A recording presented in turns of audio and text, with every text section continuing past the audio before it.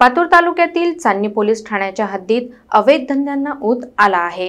अनेक निवेदनानंतरही कारवाई न झाल्याने अखेर पवन सदार यांनी दसऱ्याच्या दिवशी गावोगावी भीक मागून पोलिसांच्या निष्क्रियतेविरोधात अनोखं आंदोलन छेडलं।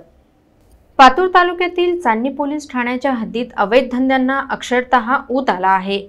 दारू, मटका, गोमांस विक्री यासारखे धंदे बिनधास्तपणे सुरू असून गावकऱ्यांनी वारंवार निवेदन देऊनही पोलिसांनी काहीच कारवाई केलेली नाही। उलट अवैध धंदेवाले अधिक मग्रूर झाले असल्याचा आरोप स्थानिकांनी केला आहे।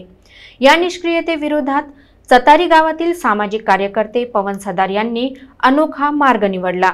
दसऱ्याच्या दिवशी गावोगावी फिरून त्यांनी भीक मागितली। जमा झालेले पैसे थेट चांदणी पोलीस ठाण्यात जमा करून त्यांनी सवाल केला, आता तरी हे पैसे घेऊन अवैध धंद्यांना आळा घालणार का?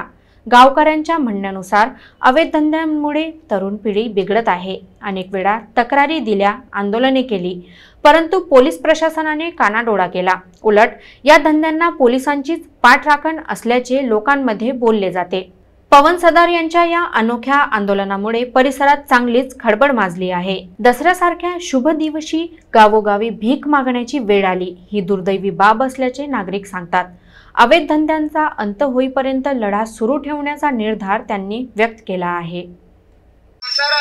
आपल्या मतदारसंघाला लाभलेले आमदार आहेत आणि जिल्हा परिषद सदस्य आहेत आणि पंचायत समिती सदस्य आहेत आणि गावाला सरपंच, पोलीस पाटील सुद्धा आहेत। या सर्वांना मी कळवलं आणि पोलीस स्टेशनलाही वारंवार पत्र व्यवहार केला, पण यांनी शेवटी मला सांगितलं की नाही, हप्ता घेतलाच जाते, म्हणून मी हे भीक मागून त्यांना हप्ता जमा करतो आणि हे अवैध धंदे बंद करावे अशी मी त्यांना विनंती करतो। जर विनंती ऐकली नाही तर छाताडावर बसून बंद करतो।